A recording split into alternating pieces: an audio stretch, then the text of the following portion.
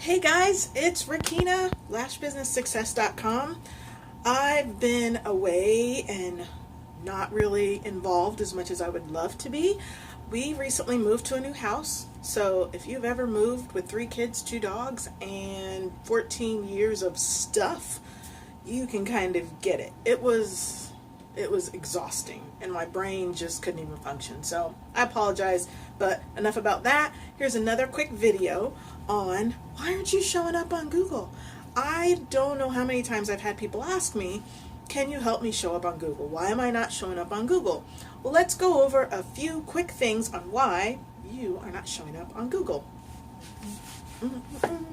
Okay, so one of the things that could be stopping you is that your website is not SEO friendly. And what I mean by SEO friendly is that you don't have any keywords throughout that website or your blog that actually is specific for the services you offer and your actual location that Google recognizes. So if you are in, say, Houston, Texas, and your community is called, I don't know, Springbridge, then you need to be having those keywords throughout your website, whether it be on your About Us page, just on different pages throughout your website. It needs to be attached to your website, so when Google crawls your website, it sees it as a relevant source when people are looking. Number 2, your website is not mobile friendly. Having a mobile friendly website is key. I mean, it actually should be number 1, because if you notice, everyone has a smartphone. You have one, I have one. When we're looking for something, we're out and about, we pull up our smartphone, we go through and we look for what we're searching for. And most times it's something local that you're wanting to either go do or, go eat or whatever within a certain time frame, usually pretty soon. So if you pull up your website and it's still making people scroll sideways, scroll up and down, and do all kinds of weird things, Google does not like that. It's frowned upon. So you got to make sure that your website is mobile friendly. Number 3, you don't have any keywords attached to your images. It's great to have images on your website, obviously, to show people what you do.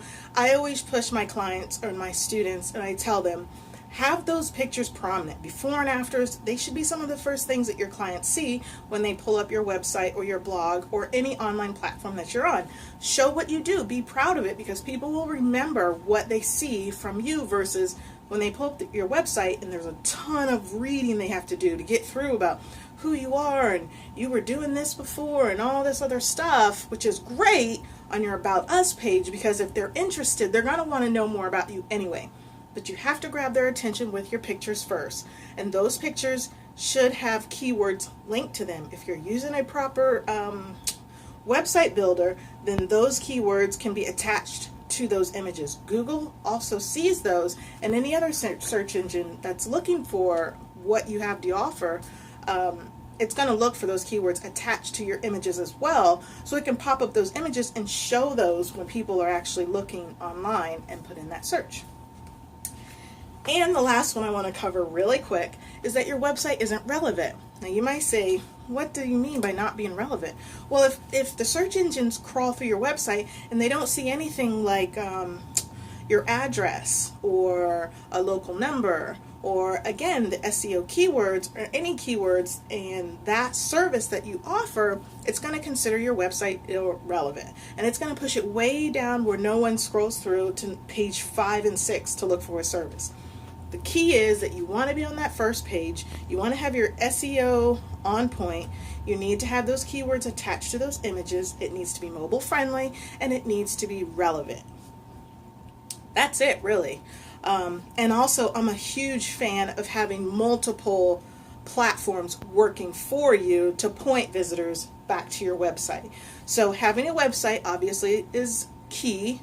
I push this all day, all night. You got to have a website, not a scheduled platform as your website. Hear me on this. Don't use just Style Seat as your website. You need a website that's yours.